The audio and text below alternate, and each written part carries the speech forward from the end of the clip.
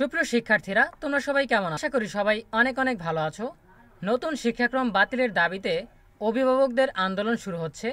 আজকে মানববন্ধন কর্মসূচির মাধ্যমে তাদের আন্দোলন শুরু হবে। তাদের দাবি হচ্ছে 8 দফা দাবি নিয়ে তারা আন্দোলন শুরু করবে।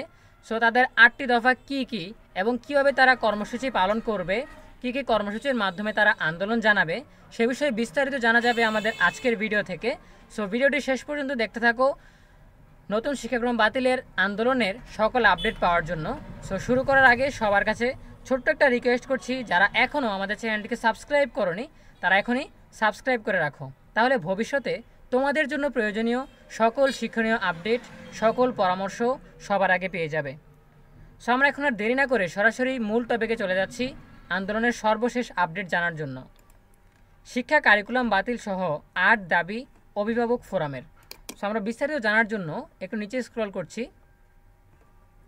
নতুন শিক্ষা কারিকুলাম বাতিল ও পরীক্ষা পদ্ধতি ফিরিয়ে আনা সহ 8 দাবিতে কর্মসূচি ঘোষণা করেছে শিক্ষা আন্দোলন সম্মিলিত অভিভাবক ফোরাম। আজ শুক্রবার 13 অক্টোবর বিকালে রাজধানীর প্রেস ক্লাব এলাকায় মানববন্ধন ও আলোচনা সভা করা হবে।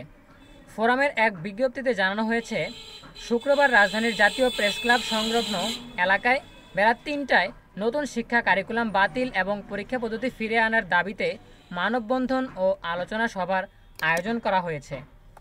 সম্মিলিত অভিভাবক ফোরামের 8টি দাবির মধ্যে রয়েছে: 1. নতুন শিক্ষা কারিকুলাম সংস্কার করতে হবে। 2.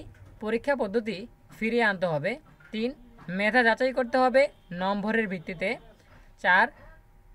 সব ব্যবহারিক বিষয় স্কুল থেকে সম্পন্ন করতে হবে। 5. যে কোনো পরিবর্তন বা পরিমার্জন করলে অভিভাবক প্রতিনিধি সঙ্গে রাখতে হবে। 6. অযৌক্তিক পরীক্ষার ফি বাড়ানো যাবে না। 7. পরবর্তী ক্লাসে পূর্ণ ভর্তি ও রেজিস্ট্রেশন ফি নেওয়া যাবে না। 8. বাস্তবসম্মত ও আধুনিক শিক্ষা পদ্ধতি প্রণয়ন করতে হবে।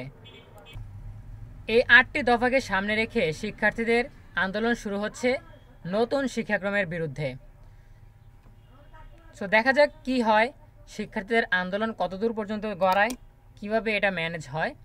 আর এই বিষয়ে তোমাদের মন্তব্য, যে কোনো মতামত জানাতে পারো কমেন্টে। প্রিয় শিক্ষার্থীরা, নতুন শিক্ষাক্রম নিয়ে অভিভাবকরা আন্দোলন শুরু করেছেন, এই বিষয়ে তোমাদের যে কোনো মতামত কমেন্টে জানাতে পারো। তোমাদের সকল কমেন্ট আমরা পড়ব এবং রিপ্লাই দেওয়ার চেষ্টা করব। যথারীতি আমরা এই কাজটা করে থাকি, তোমাদের কমেন্টের গুরুত্ব আমাদের কাছে অনেক বেশি। সো দেখা হবে পরবর্তী আপডেট নিয়ে নতুন কোনো ভিডিওতে।